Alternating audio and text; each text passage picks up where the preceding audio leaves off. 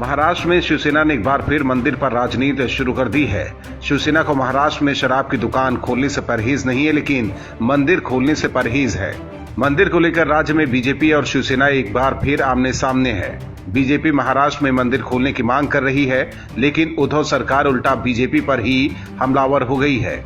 BJP द्वारा किए जा रहे घंटानाद आंदोलन पर शिवसेना ने निशाना साधा है। सामना में लिखा है कि देवेंद्र फडणवीस कहते हैं कि धार्मिक स्थानों को खोलने के पश्चात सोशल डिस्टेंसिंग रखना लोगों को आता है, लेकिन बीजेपी की ओर से जो घंटानाद आंदोलन हुआ उसकी तस्वीरें देखने के पश्चात समझ में आया कि डिस्टेंसिंग की धज्जियां कैसे उड़ी है।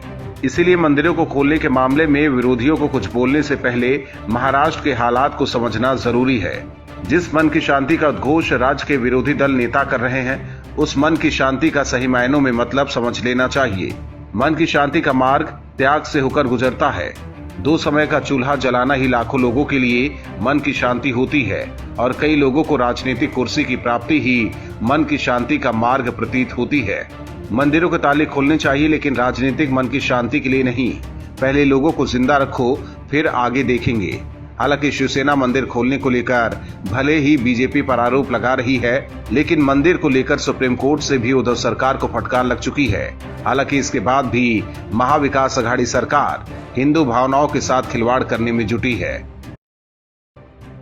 राजस्थान में कांग्रेस सरकार एक बार फिर घिर गई है। इस बार सचिन पायलट नाराज नहीं हुए हैं, बल्कि इस बार गहलोत के विधायक ही नाराज हो गए हैं। राजस्थान सरकार का एक फैसला विधायकों को रास नहीं आ रहा है, और विधायकों को डर सताने लगा है कि इस फैसले से किसान और आम लोग नाराज हो जाएंगे, जिसका नतीजा होगा कि आने वाले चुनाव में उनकी हार निश्चित है। दरअसल बिजली के बिल पर फ्यूल चार्ज लगाने और किसानों को मिलने वाली सब्सिडी बंद करने के गहलोत सरकार के फैसलों से विधायक नाराज हैं। पहले से ही बीजेपी और किसान संगठन इस मुद्दे को लेकर आंदोलन कर रहे हैं। अब कांग्रेस विधायकों और संगठन के पदाधिकारियों ने ही पार्टी के राष्ट्रीय महासचिव अजय माकन, दोनों राष्ट्रीय सचिवों विवेक बंसल और तरुण कुमार को साफ कह दिया है कि बिजली के मुद्दे को लेकर उनका लोगों के बीच जाना मुश्किल हो रहा है। यही बात विधायक और पदाधिकारी मुख्यमंत्री अशोक गहलोत और प्रदेश कांग्रेस कमेटी के अध्यक्ष गोविंद सिंह डोटासरा को भी पूर्व में कह चुके हैं। इन नेताओं का कहना है कि बिजली के बिल पर सरचार्ज लगाने से किसानों और आम उपभोक्ताओं में काफी नाराजगी है। अगर सरचार्ज और किसानों को दी जाने वाली सब्सिडी पर कोई फैसला जल्द नहीं किया गया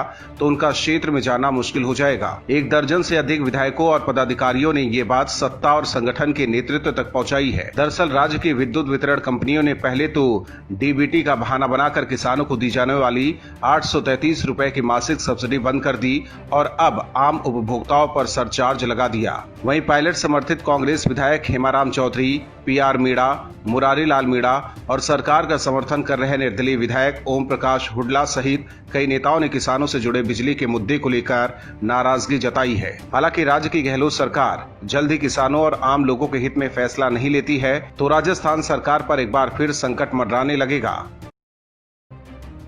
महाराष्ट्र को सीएम उद्धव ठाकरे नंबर 1 बनाने चले थे। सीएम बनने के बाद उद्धव ने प्रदेश के लोगों से खूब सारे वादे किए थे, लेकिन राज्य के जो अभी हालात हैं वो किसी से छिपे नहीं हैं। गठबंधन में शामिल एनसीपी और कांग्रेस से उनके रिश्ते ठीक नहीं हैं, लिहाजा विकास का काम रुका हुआ है। वहीं कोरोना संक्रमण के मामले में देश में महाराष्ट्र नंबर 1 जरूर बना हुआ है और राज्य में कोरोना महामारी से संक्रमित होने वालों की संख्या लगातार बढ़ती जा रही है और कोरोना संक्रमितों की संख्या के मामले में राज्य ने कई देशों को पीछे छोड़ दिया है। वहीं राज्य में अब एक्टिव मरीजों की संख्या 1,94,056 हो गई है। स्वास्थ्य विभाग के मुताबिक राज्य में अब तक 7,92,541 लोग कोरोना संक्रमित हुए हैं और इनमें से 5,73,559 लोग स्वस्थ हो चुके हैं। वहीं अब तक राज्य में 24,543 लोगों की मौत कोरोना संक्रमण की वजह से हुई है।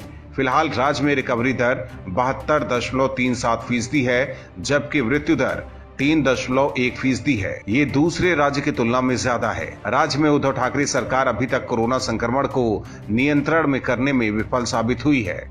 वहीं प्रदेश में मुंबई के बाद अब नागपुर, नासिक, मुंबई से सटे ठाणे और पुणे जिले में कोरोना अपना कहर बरपा रहा है। हालांकि महाराष्ट्र में और देश भर में लोग अभी सुशांत मामले को लेकर उलझे हुए हैं, इसलिए उद्धव की कमियों को कोई उजागर नहीं कर पा रहा है। लेकिन कोरोना से महाराष्ट्र की भयावह स्थिति अभी भी बनी हुई है। जम्मू कश्मीर से बीजेपी ने धारा 370 को हटाकर इतिहास रच दिया। पीएम मोदी और गृह मंत्री अमित शाह की वजह से ऐसा संभव हुआ।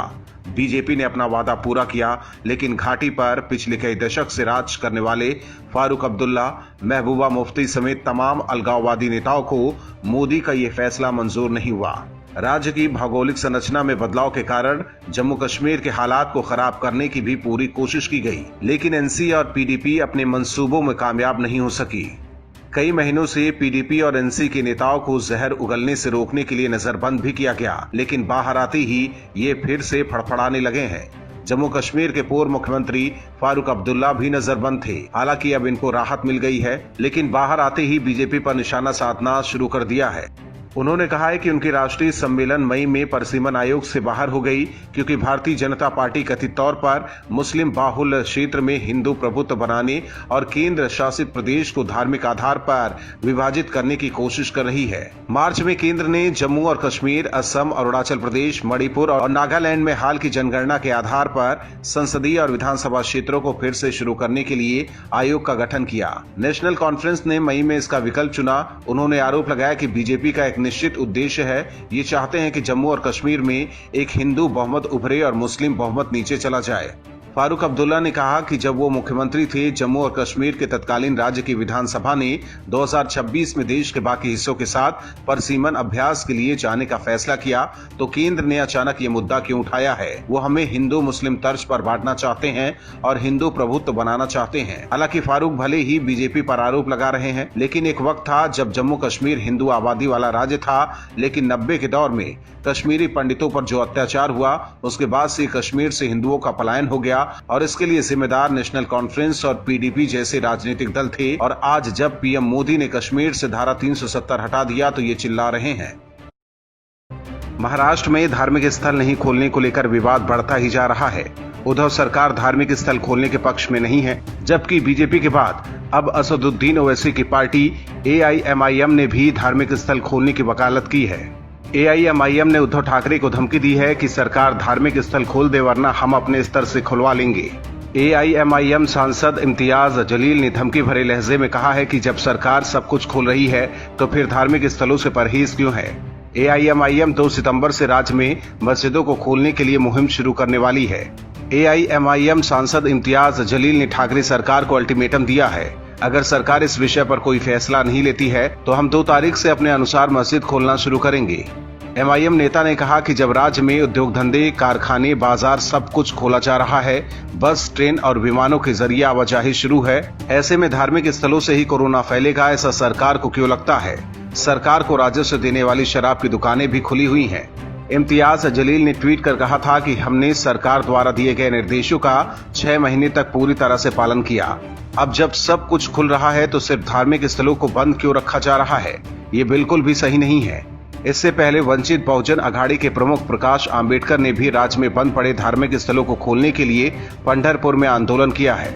उन्होंने भी अपने कार्यकर्ताओं के साथ पंढरपुर के विट्ठल मंदिर में प्रवेश किया और अब मुस्लिम समाज भी उद्धव ठाकरे के फैसलों से नाराज है।